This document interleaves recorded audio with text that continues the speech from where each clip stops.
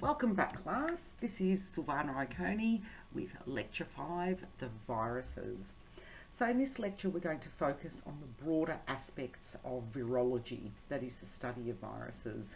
We'll look at a brief history of the discovery of viruses, their general properties and the structure of viruses, the ways in which they're cultured, and very briefly, viral taxonomy.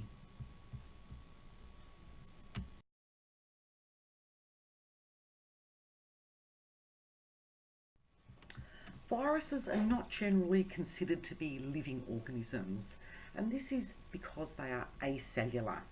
They're not made of cells. And if you remember back to our cell theory from living systems, you might recall that all living organisms are made of cells. So viruses instead are referred to as acellular infectious agents. So they're clearly very different from eukaryotes and prokaryotes. So they're studied by scientists called virologists. But despite their simplicity, viruses are extremely important and deserve very close attention. More viral diseases are known and more discovered every year. In fact, virology has actually contributed enormously to the field of genetic engineering, which is based primarily on discoveries in virology. There's some evidence suggesting that viral epidemics occurred well before anyone even knew that viruses existed. So many people were familiar with diseases such as rabies, although they didn't know that they were viral in origin.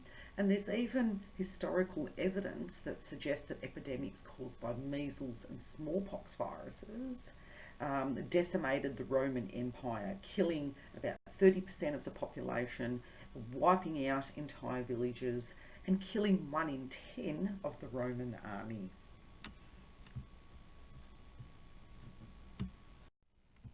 We can look at early attempts to prevent viral disease many years before viruses were even discovered.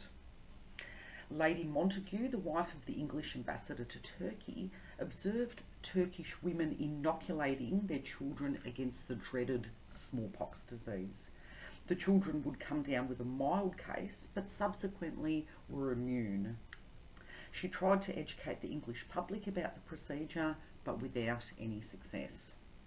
Later that century, an English country doctor called Edward Jenner, and pictured here, he overheard a milkmaid's claim that she could not catch smallpox because she'd previously had cowpox, a much milder disease.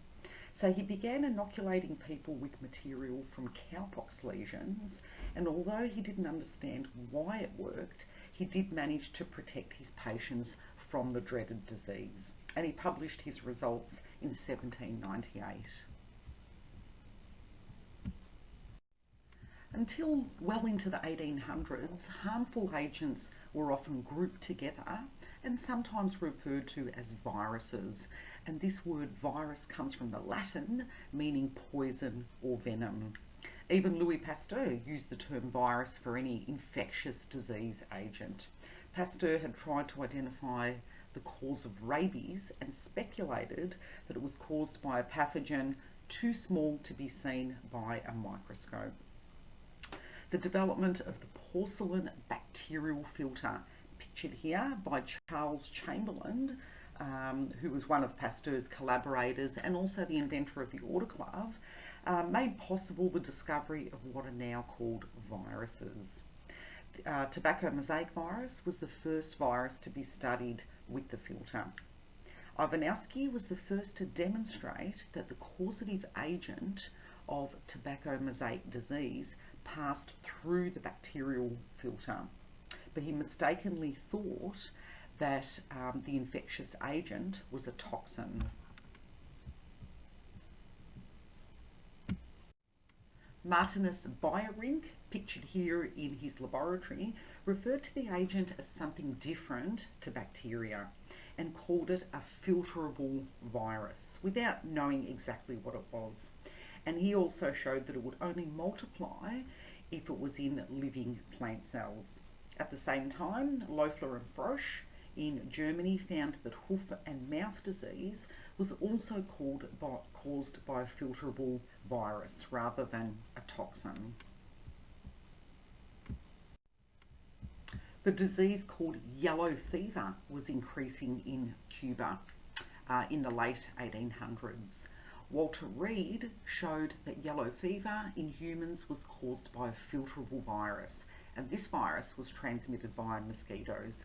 So after Reed's work, mosquito control soon reduced the incidence and severity of the disease.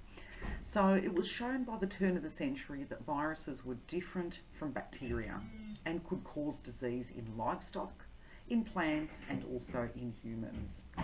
Then in 1908, Ellerman and Bang in Copenhagen reported that leukemia was probably caused by a virus, that is, leukemia in chickens. 3 years later, in 1911, Peyton Roos from the Rockefeller Institute in New York reported that a virus now known as the Roos sarcoma virus was probably responsible for the malignant muscle tumours in chickens. So these studies established that at least some malignant cancers are caused by viruses, and the Roos sarcoma virus is still used extensively in human cancer research.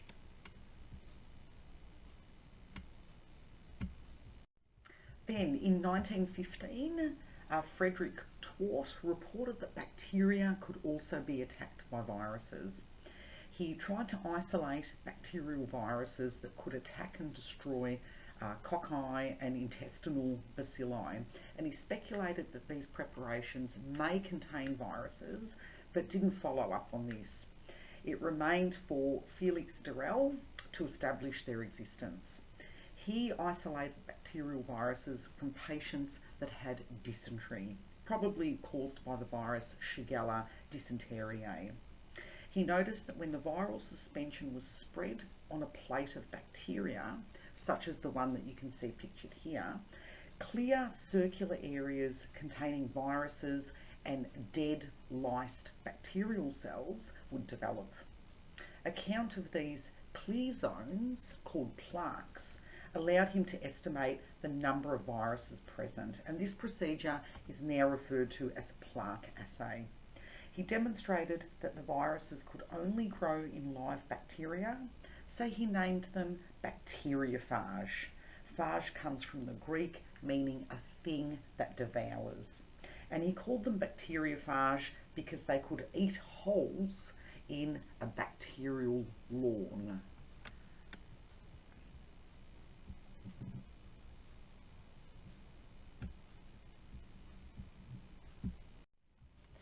The chemical nature of viruses was established in 1935 by W.M. Stanley, pictured here, when he crystallised the tobacco mosaic virus and found it to be largely composed of protein. Soon after that, Borden and Puri managed to separate the tobacco mosaic virus particles into protein and nucleic acid. So by the late 1930s, it was clear that viruses are complexes of proteins and nucleic acids and can only replicate in living cells.